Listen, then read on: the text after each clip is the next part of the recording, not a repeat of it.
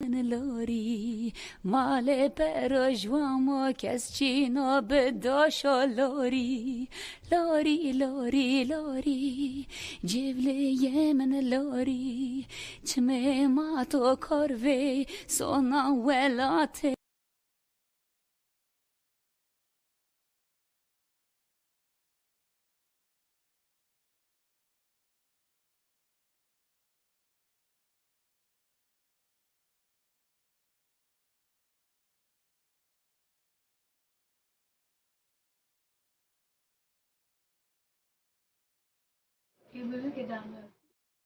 The Massachusetts Institute of Technology, or MIT, is world-renowned as a research institution specializing in engineering and the physical sciences.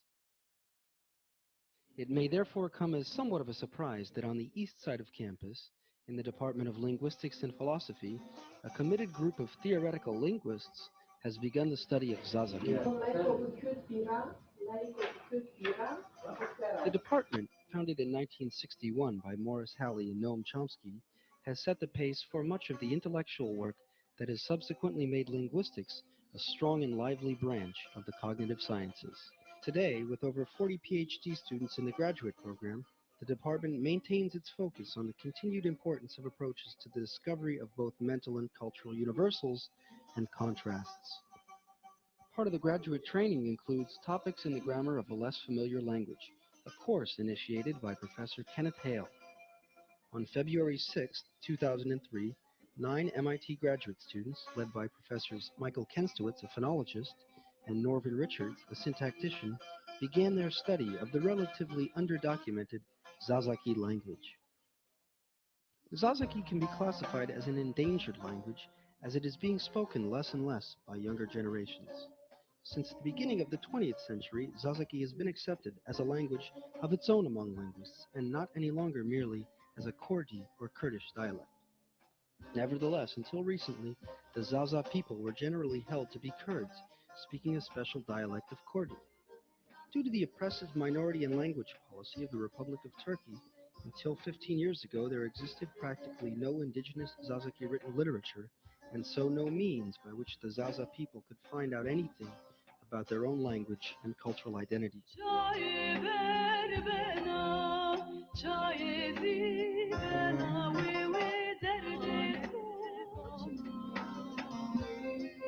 We interviewed Noam Chomsky on globalization and its effects on endangered languages. Well, it's a complicated issue. First of all, when we talk about endangered languages, people usually have in mind uh, um, third world languages or fourth world languages.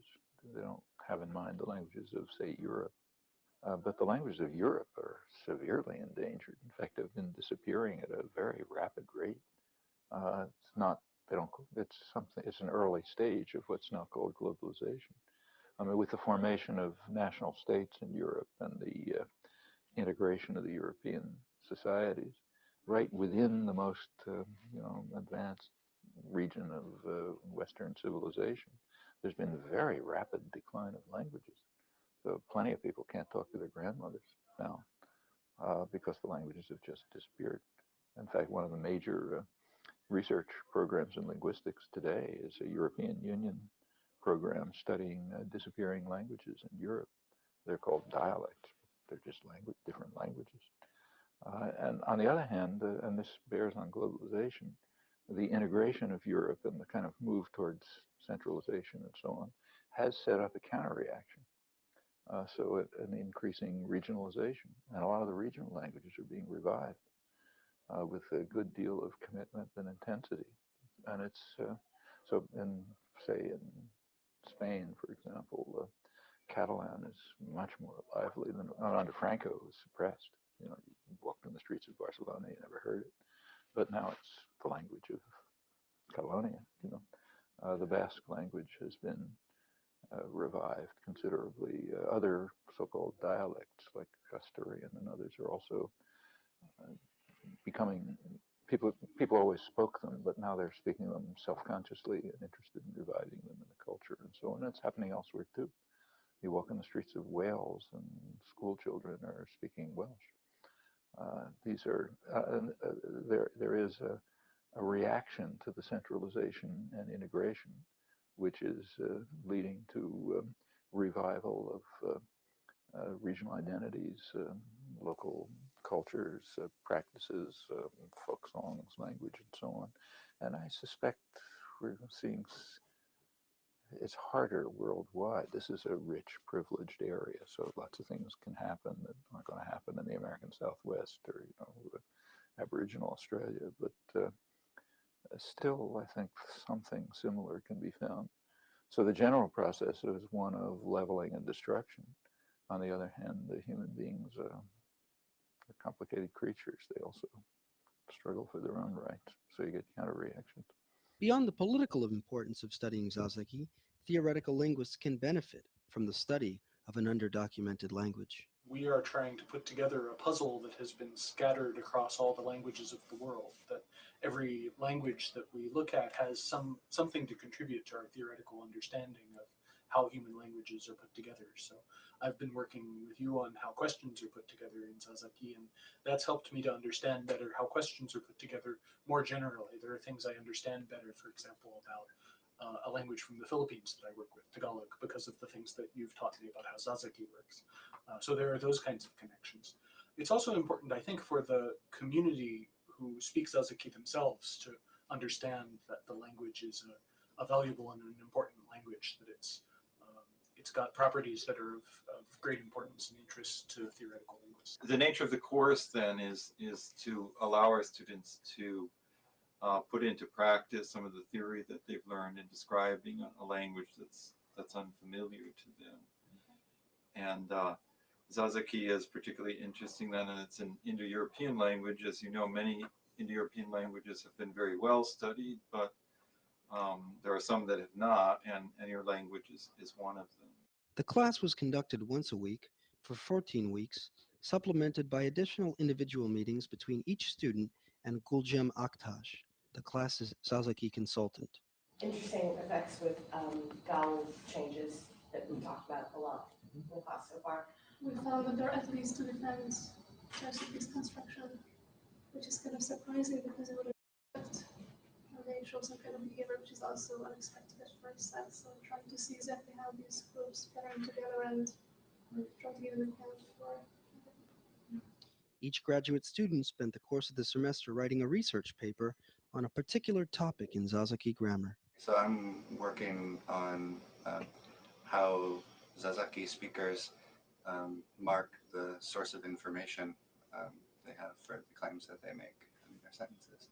And I found it interesting because it's done in a very different way. I'm interested in finding out what happens to words and other linguistic things when they're taken into Zazaci and made Zazaci. How do they change? And how do Zazaci speakers change them? But I've been looking at our causatives, the way you say that somebody made someone do something, and I like that. I think that's really interesting. Quite a few interesting phenomena which we are only beginning to understand. Things like, I'm sure people have already talked about evidentials, also the as-if-it construction. In linguistics, be it formal linguistics or any other kind, we're still really just beginning to get a grasp of how those kinds of structures work. And Zaza is a great language for exploring that. It's really important. One of my main interests is in a lot of different languages is the way that questions are formed. Zazaci has a way of forming questions that allows you to either do nothing, leave a question word in situ, which is something we find in a bunch of different languages, or to move it to the front of the sentence by a variety of means. So you can ask questions like, so you can take a statement like "Es que tal dato," and you can change that to a question like "Do que tal da kamjichineke," or you can make that into a question by taking kamjichineke and moving it to the front. So like "Kamjichineka ku do que tal da." That sort of optionality in that way of having a choice between two different ways of forming questions, that in itself is interesting. And the conditions on when you can use which of those types of questions, that's interesting as well. So there are a lot of very sort of complicated facts about the way questions are formed that are useful toward our understanding of human language more generally. I didn't know that much about Kurdish society. I'd known about the Kurdish diaspora and so forth, and the fragmentation of the Kurdish nation across a bunch of national boundaries. But that was about it. I had never met, until I met you, until I met our interviewer, I had never met a Kurdish person ever. After we started our work in the linguistics department on Zazaca, we decided to see how it might benefit other people in the MIT community and what the sort of general level of understanding and knowledge was about Zazaca and Kurdish language quite generally. So we decided to spend the afternoon polling random MIT students about what they know, and here's what we found.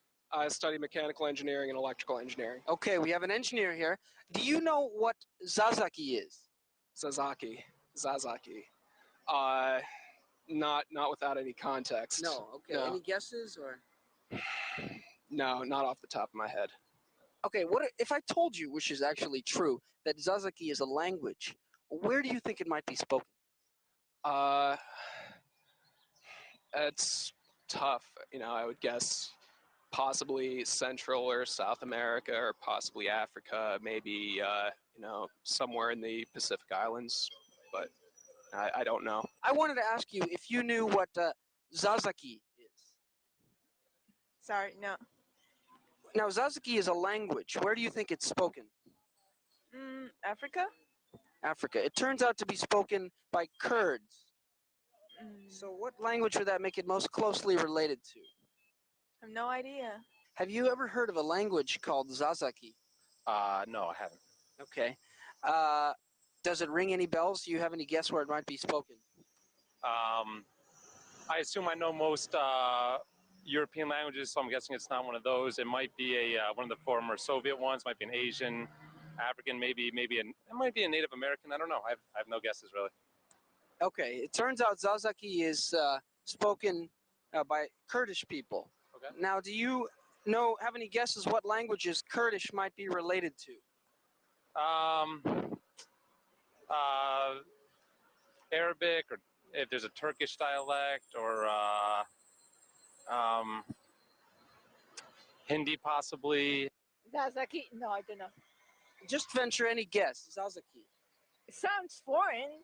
Yes. It doesn't sound Western. Yes. Well, what if I told you, and in fact it is, Zazaca is a language. Zazaca is a language. Where is it spoken? Must be in some Middle Eastern tribe. Middle East. Very good. Very close. Sounds Indian. It sounds Japanese. I have no idea. Sounds Indian to you, Japanese to you. Now, if I told you that Zazaca was a language, where would you think it's spoken? Zazaca is a West Iranian language spoken in southeast Anatolia, northwest to the Kurdi or Kurdish-speaking regions. Estimates of the number of speakers vary from 1 to 2.5 million people. The major cities where Zazaca is spoken include Diyarbakir, Darsim, Mush, Elaziz, and Bingul on the upper courses of the Euphrates, Kızılırmak, and Murat rivers.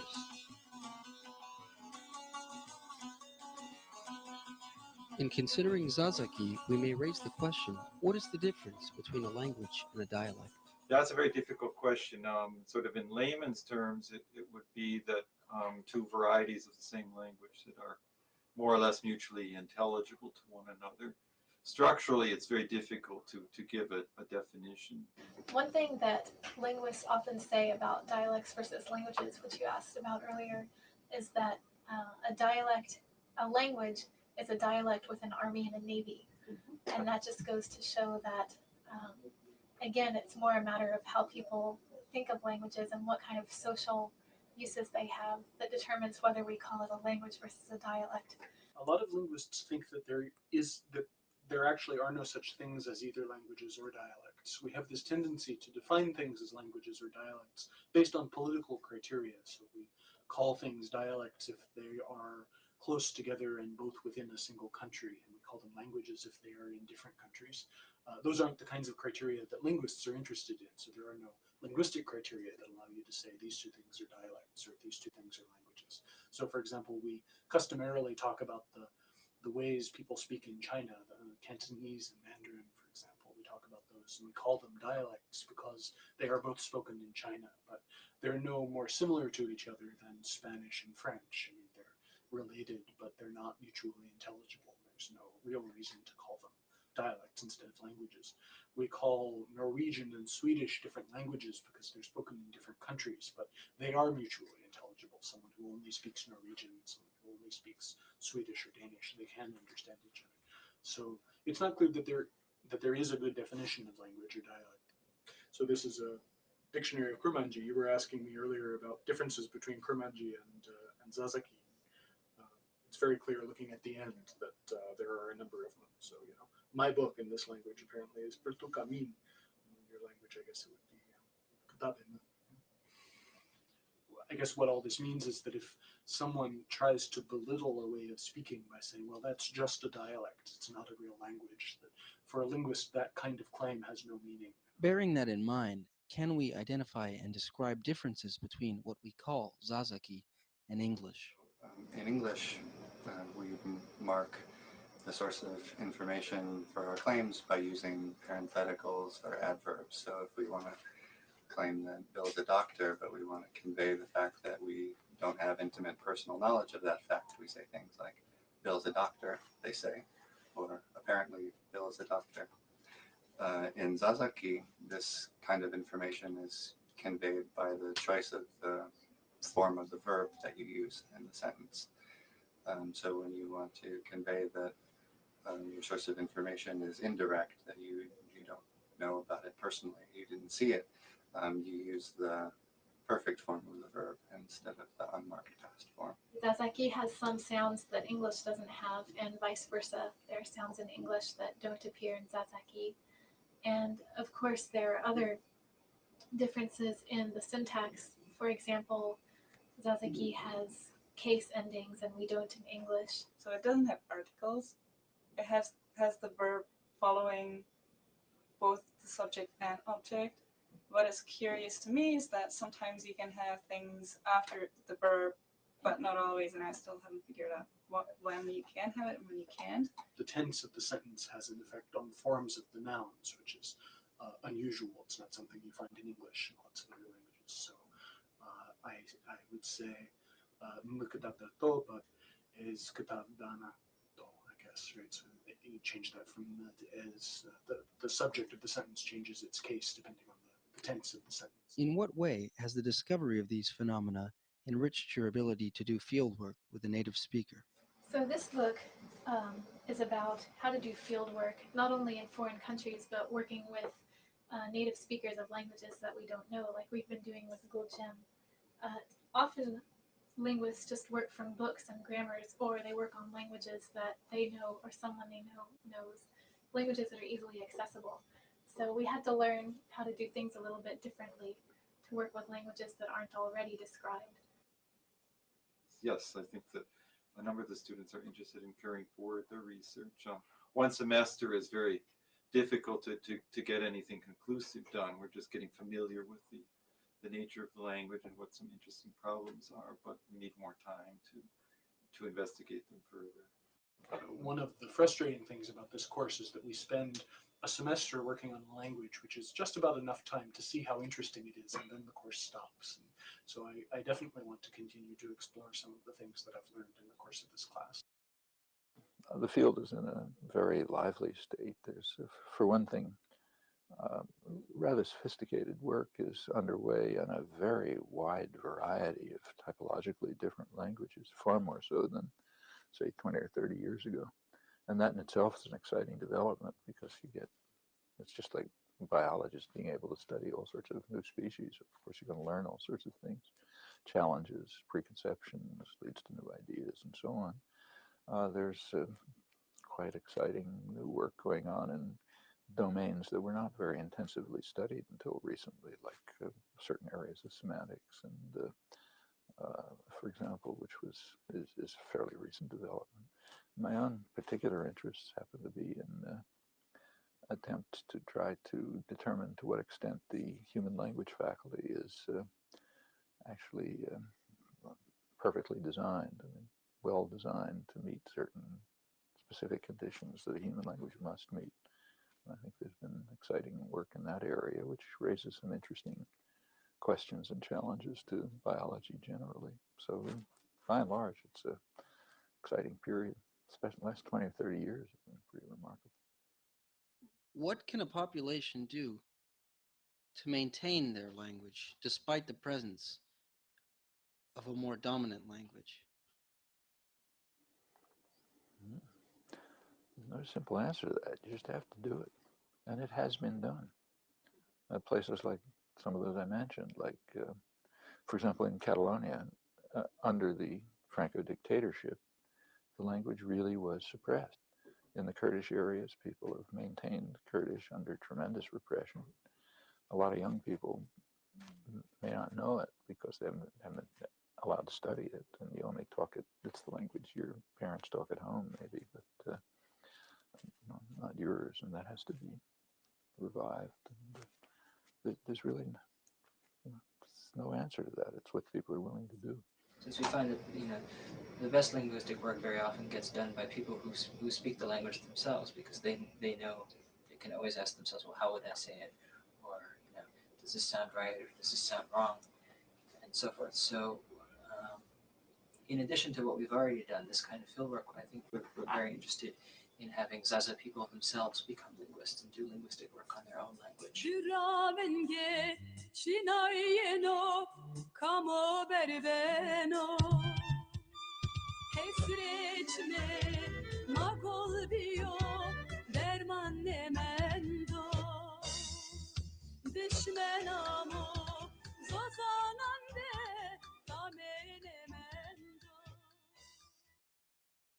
Aydınlığa kavuşturan bir kitap.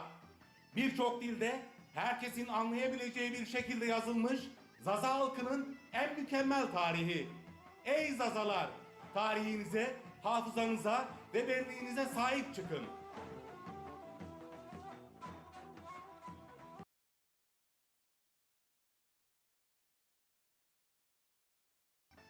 Asırlardır karanlıklarda olan Zaza halkını aydınlığa kavuşturan bir kitap. Birçok dilde herkesin anlayabileceği bir şekilde yazılmış Zaza halkının en mükemmel tarihi. Ey Zazalar! Tarihinize, hafızanıza ve benliğinize sahip çıkın.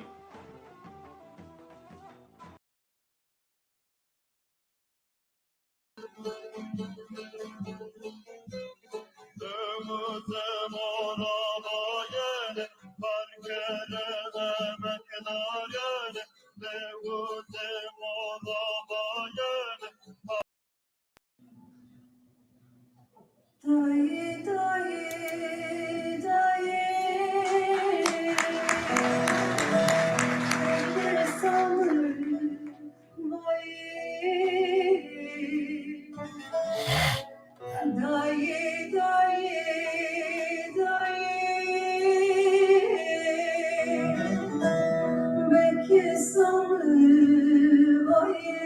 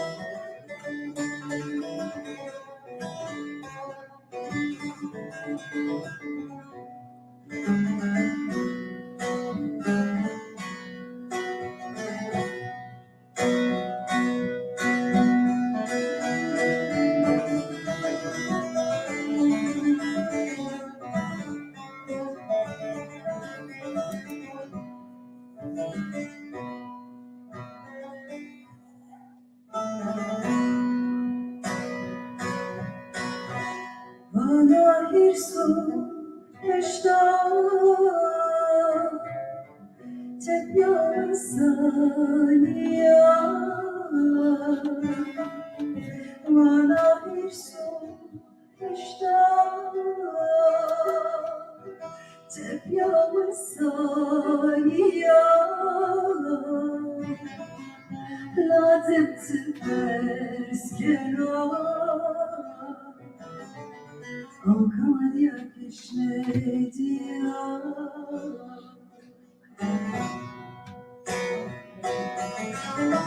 lazım ters kenar Almanya geçmedi ya umrem kıydı ya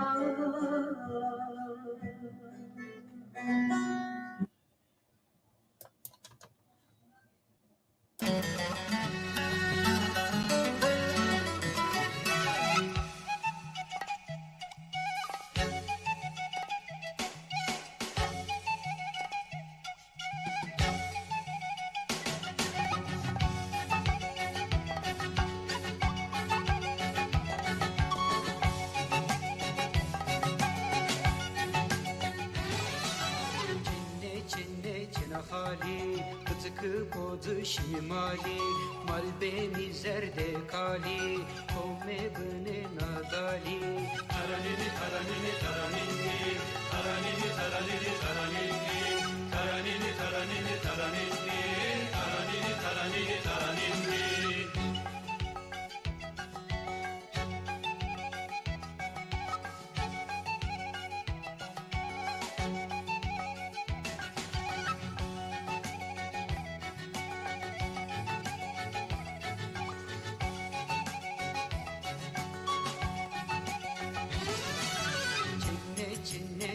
hali serema fistotin hali seveta bıdeki khiyari kutta bostane sari taranini taranini taranini taranini taranini taranini taranini taranini taranini taranini taranini taranini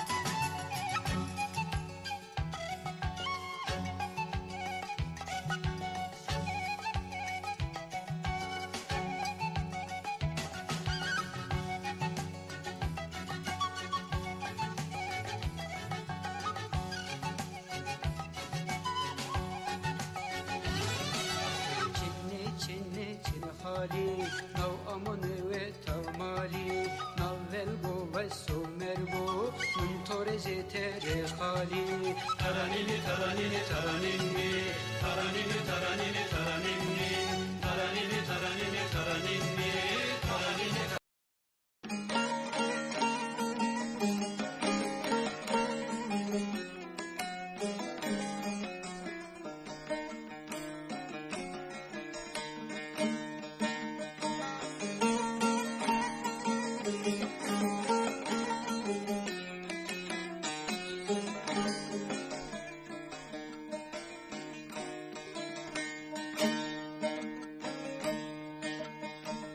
Navazevrovena goyo goy dilvera dersimi dilvera dersimi vi dilvera dersimi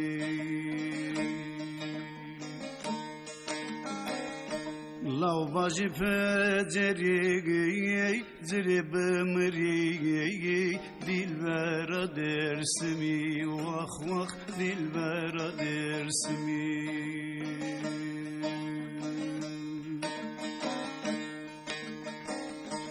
Khora khora khora omedam ergonyam de tora dilvera dersimi dilvera dersimi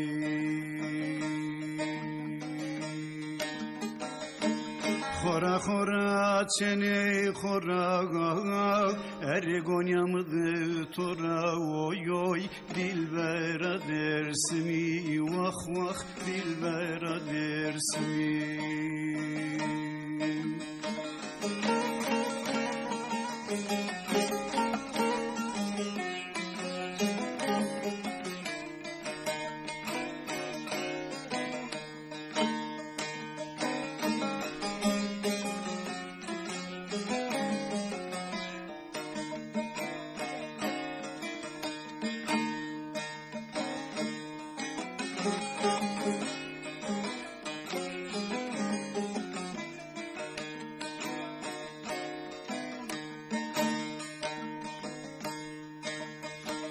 Devasma verra omedama ere sona karı dilvera dersimi dilvera dersimi ere ve zoriye tora sirpiro devreşi dilvera dersimi vi dilvera dersimi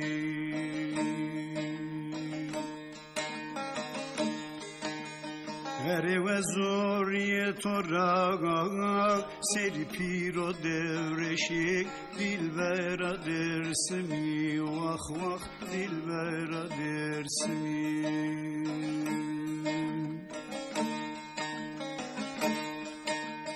Khora khora khora khora omedam vere gonyam tora gonyam tora Khora khora khora omedam gonyam tora dilvera dersimi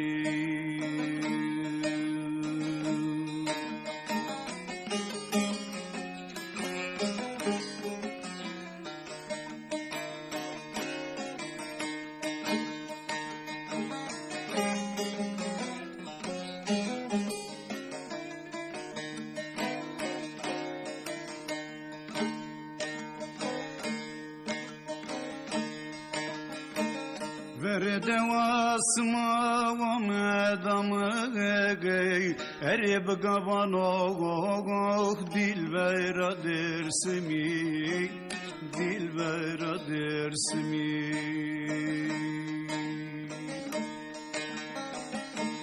ere doğanay fakro meklevi torano dilvera dersimi vah vah dilvera dersimi